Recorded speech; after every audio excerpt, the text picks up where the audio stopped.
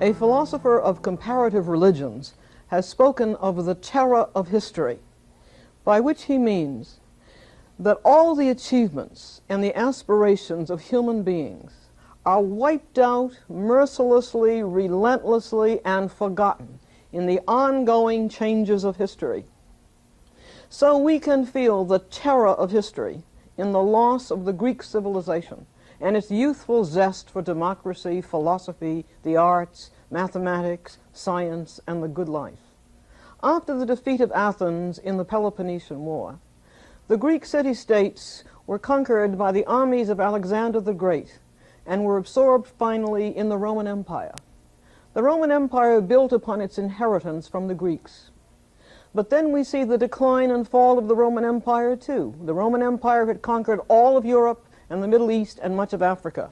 But in time it had become stagnant and paralyzed by the unmanageability of this immense far-flung imperial territory, and was increasingly plagued also by barbarian invasions. The city of Rome itself was invaded and plundered, this magnificent city, by the Visigoths in 410 AD. By the 5th century, with the weakening of the empire, Christianity, on the other hand, had already become the official religion of the empire, and the church structure was now the only powerful organization in all of Europe.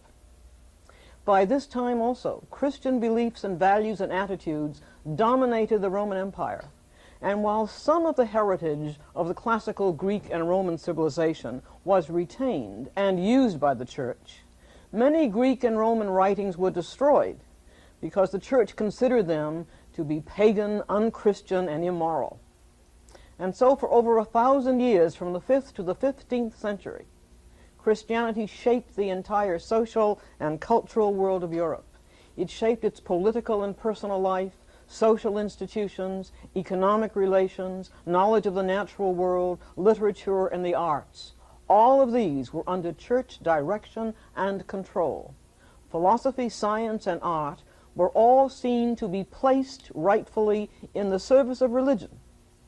And the free, rational, independent philosophical speculation of the Greeks was brought to an end by Christianity and was not to be restored until the Renaissance and the modern era in which Descartes is the first philosopher.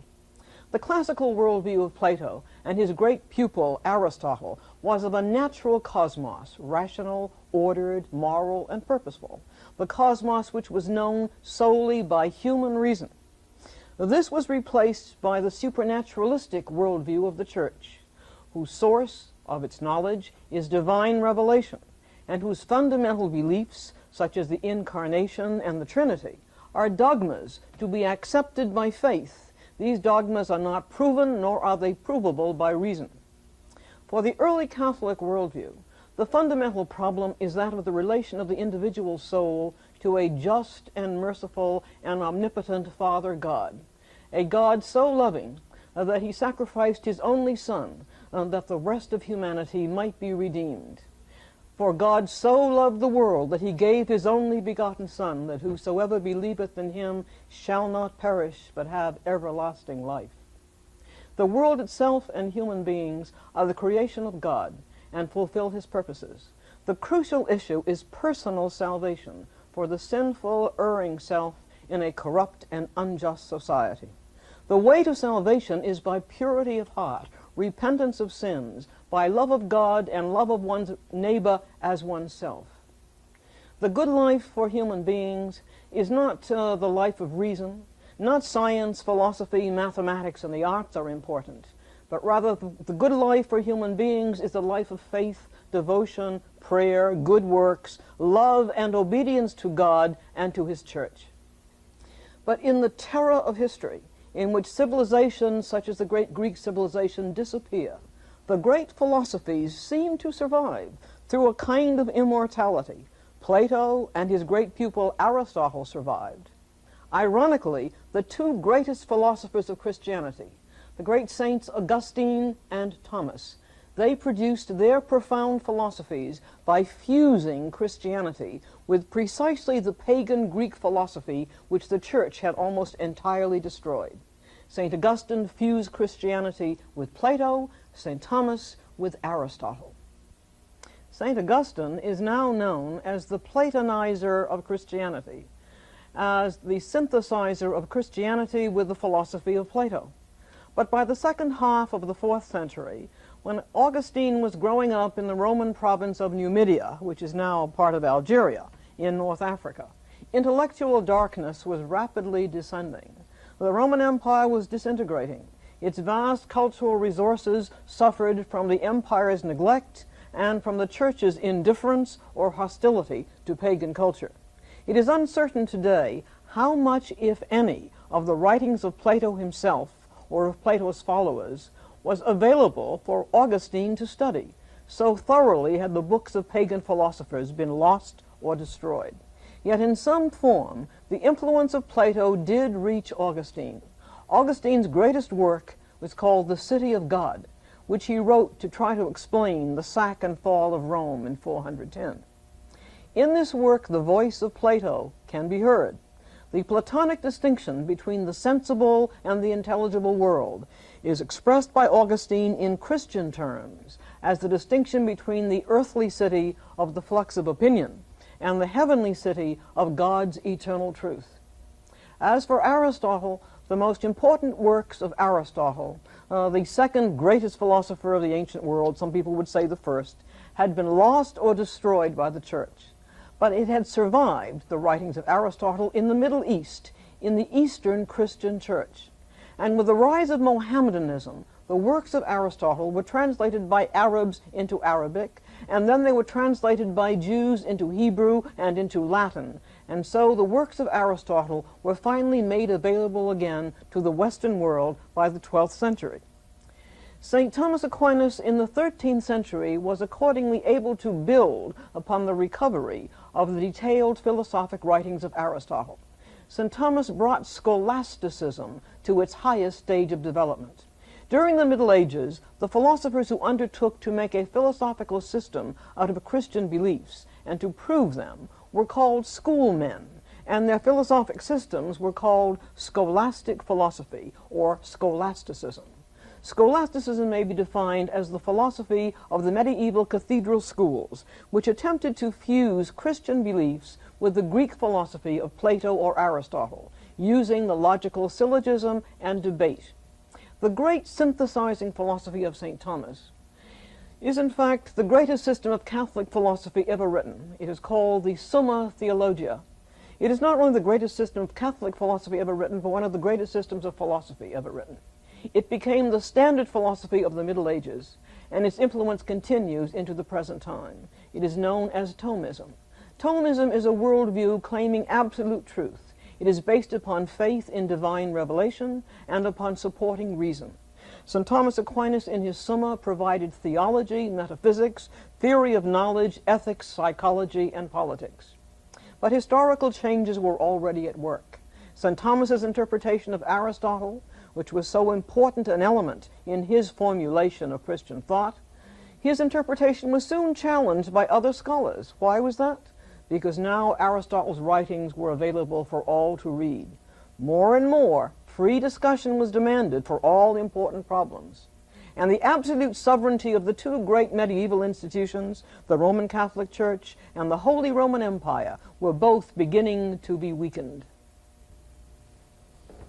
By the 15th century, scholars and writers were turning to the classical Greek civilization for new inspiration. And with the fall of Constantinople to the Turks in 1453, the entire world of vast learning of Greek culture, which had been preserved in the Eastern Empire, was made available to the Christian West. The courts of kings, the popes, the universities, everyone was excited by the new art and literature that they had rediscovered. Access to these classical treasures resulted in the European period called the Renaissance. Literally, Renaissance means rebirth, and it was truly a rebirth of classical learning and a rebirth of European civilization. But also what was made available was an opposition to the prevailing Christian religiosity of the Middle Ages. This opposition took the form of the revival of Greek humanism. Humanism may be defined as the affirmation of the dignity and worth of human beings in respect of the power of human reason and the human capacity for seeking, knowing, and achieving what is good. The invigorating secular focus of Greek humanism was rediscovered. That Greek humanism which was man and nature-centered and which affirmed the power of human reason to know the truth of nature and to determine the good for human beings. In the Renaissance, human achievements and talents are no longer regarded as worthless, but are celebrated and honored. Human beings are glorified, and art turns in the direction of expressing not suffering and death, but the Greek joy in living. Nature became interesting in itself and was not merely symbolic of the supernatural. A visual revolution began to take place among artists who increasingly turned away from painting and sculpting Christian subject and Christian symbolism to painting and sculpting things as they appear to the eye of the artist in nature.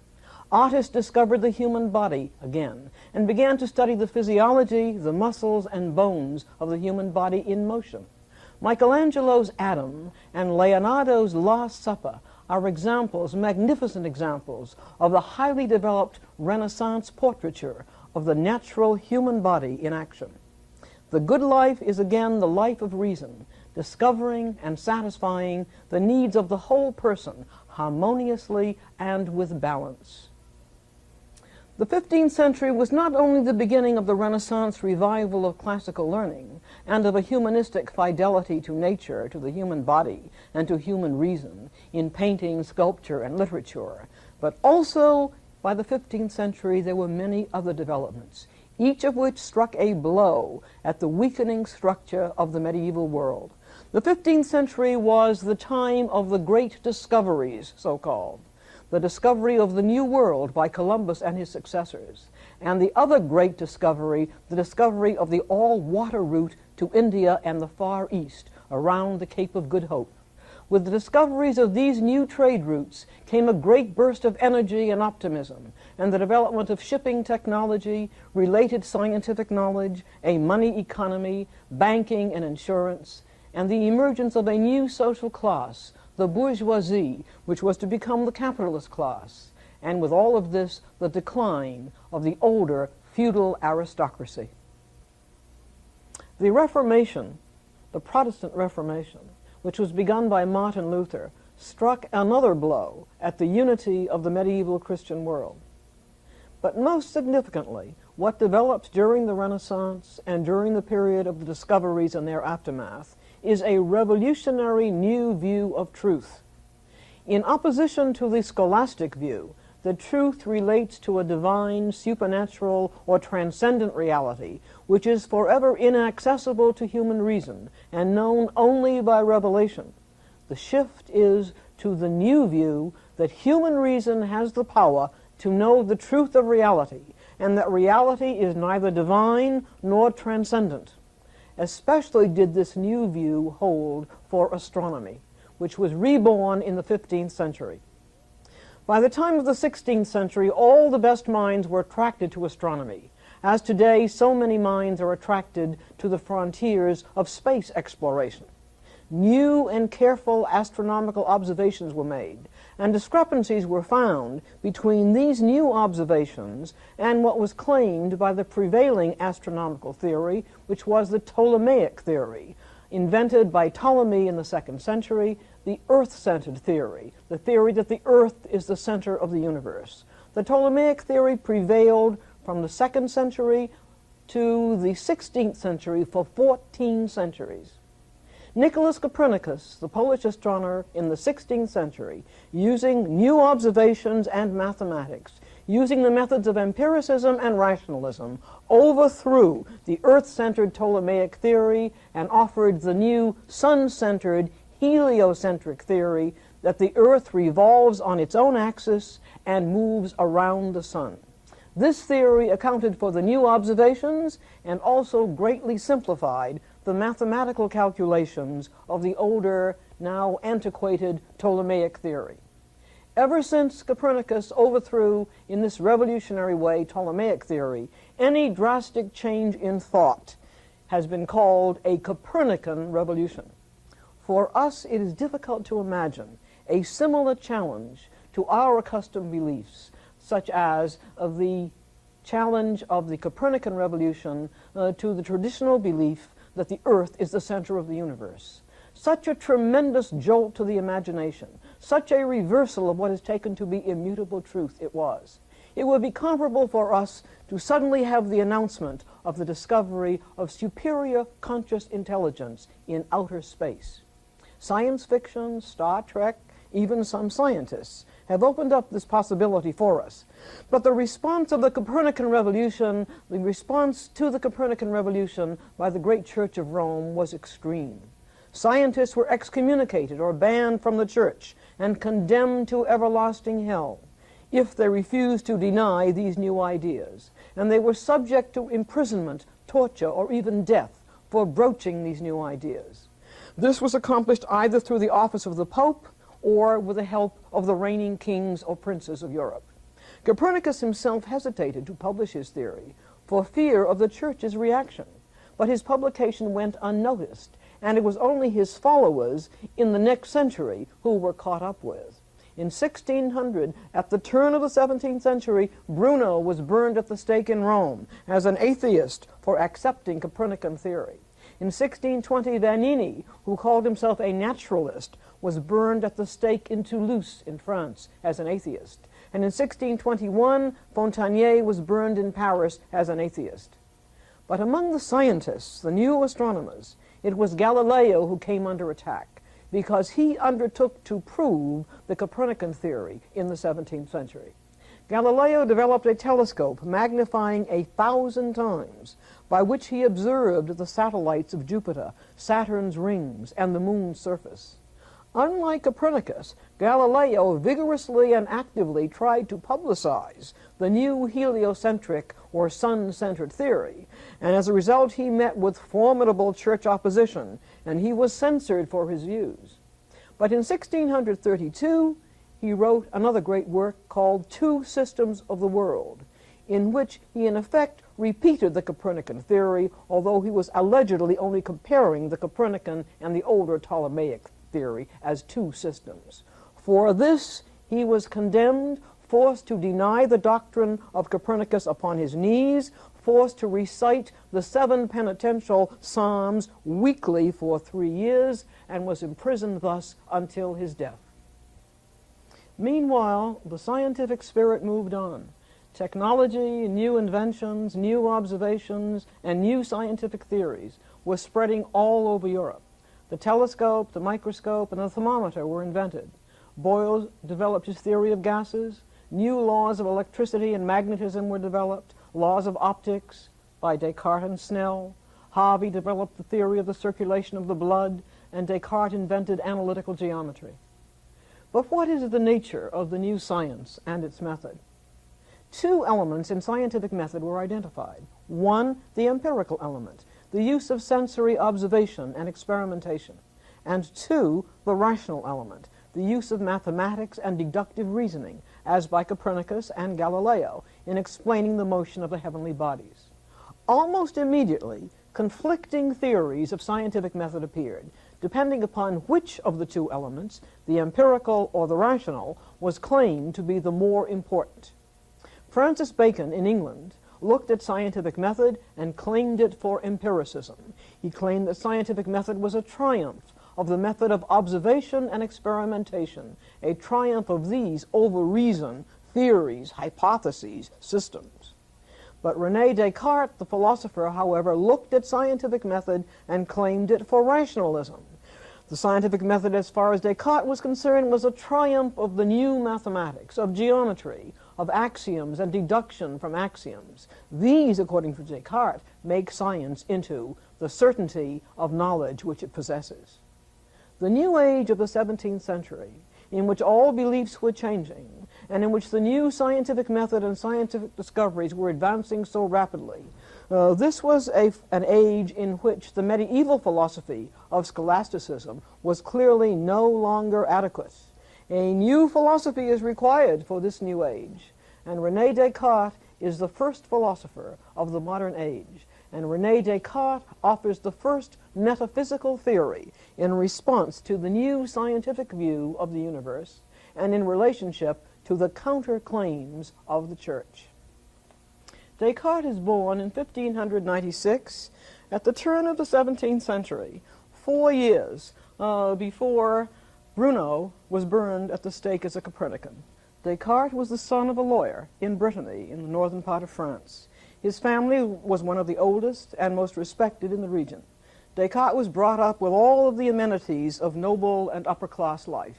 In his early years, he wore the green velvet dress and the sword of French nobility. He attended La Flèche, a famous Jesuit college, from 10 to 18 years of age. And he was dissatisfied, however, with his education there, and unconvinced of any truth that he could be sure of. He was weary of textbooks based on confused ideas and unconfirmed science, and weary of the authoritative dogmas of the Church. When he completed his studies at La Flèche, he stopped reading entirely and began to travel. Here we have a very modern note. Like the despair of someone in our time who longs for moral certainty and finding none might stop reading entirely, and who also might just go off to the Himalayas and look for a guru. The longing for certainty was always paramount with Descartes. Mathematics alone he regarded as certain. But what relation did mathematics have to other kinds of knowledge? And so he begins his travels. In 1618, he joined the army of Prince Maurice of Nassau as an unpaid volunteer. Doing this kind of thing represented a kind of war college for young members of the nobility. Descartes followed the advancing army at his own leisure while studying music and mathematics. In 1619, Descartes transferred to another army, to the army of the Duke of Bavaria, and he was detained by the weather in November in the year 1619 in the small German town of Ulm, where he remained for a whole day, shut up in his hot room in the company of a huge Bavarian stove. He had decided to review his situation, philosophical and personal. That night, he had a vision in a dream, and in his diary there is the following momentous entry, 10th of November, 1619. I was filled with enthusiasm. I discovered the foundations of a marvelous science, and at the same time my vocation was revealed to me. He takes a vow that he will devote the rest of his life to establish this new science, and he promises to visit the shrine of Our Lady of Loretto to give thanks for the vision he was given. What was this vision? It was a vision of a plan for a single unified science in which philosophy and all the sciences would be integrated, interconnected in one systematic totality. And all qualitative differences of things would be treated mathematically as quantitative differences, and mathematics would be the key to all the problems of the universe. By contrast with Plato, who saw the unity of all sciences in the idea of the good, for Descartes, the unity of science was a rationalistic and mathematical unity based on clear and distinct mathematical ideas as axioms. For the next 9 years, Descartes devoted himself to working out a method for this unification of the sciences. Meanwhile, he sold the estates in France, which he had inherited from his wealthy father, so as to have the funds to live, as he says, free from the obligation of making a living from my science. Leisure enabled him to sleep a lot, which he liked a lot. He usually stayed in bed until noon, and has come to be known as the philosopher who did his best work in bed. He recommends idleness to anyone who would wish to produce good intellectual work, and he values his leisure as being without cares or passions to trouble me. He remains always aloof from the moral and political conflicts of his day. Like other philosophers of his time, he did not become a professor at a university, since the universities were then so censored by the Church that they had become stagnant and extremely hostile to the new science and toward anyone like Descartes who would profess the new science. Descartes was always a solitary man, and he decides that no social commitments and no marriage bonds will he ever make, so as not to interfere with his vow to advance knowledge by the vision of the new method. He refused to be married, saying, "No beauty is comparable to the beauty of truth." But Descartes also expressed a startlingly cynical view of marriage, saying, "When a husband weeps over a dead wife, in spite of this, in his innermost soul he feels a secret joy." And yet Descartes did have an illegitimate daughter, whose death in her early childhood appears to have saddened him greatly, and he was a long time recovering from that. Descartes settled in Holland when he was 32 years old, and he lived there for 20 years, enjoying the toleration of the Dutch government. In 1622, he finished his Copernican treatise on the world. But as he was about to send the treatise off for publication, he learned that Galileo had been condemned by the Inquisition of the Catholic Church, and that Galileo's book had been publicly burned. Descartes immediately hurried to stop publication of his own book, and he says, "It is imprudent to lose one's life when one can save oneself without dishonor." And he has the word spread about that he holds theology in the highest esteem, as well as the church. Descartes' scholars are divided on Descartes' real views about the church and his teachings. Descartes also says, "Now that I am to be not only a spectator of the world, but am to appear an actor on its stage, I wear a mask." Descartes' mask represents one way of dealing with the fear of persecution. But one thinks also of Socrates, or of the contemporary Russian dissenter Alexander Solzhenitsyn, who did not wear masks and who were outspoken in the face of persecution and willing to face death or deportation. 3 years after this, Descartes published his Discourse on Method, a discourse on scientific method which remains a philosophic classic to this very day. And 10 years later, he published the Meditations on First Philosophy, which we are reading here. The last important event in Descartes' life was his receiving a request he could not refuse, from the Queen Christina of Sweden, the intellectual queen, to come and help her understand his philosophy, which he was trying to read. Returning from court one November morning in 1650, he got a chill and died of pneumonia within a week. Thus perished the greatest philosopher of France at the height of his powers. What is the claim of Descartes to greatness as a philosopher? Étienne Gilson, himself a 20th century famous French philosopher, says of Descartes, "He lived by thought alone, for thought alone. Never was an existence more noble than his." Next time, we'll take a look at some of his thoughts.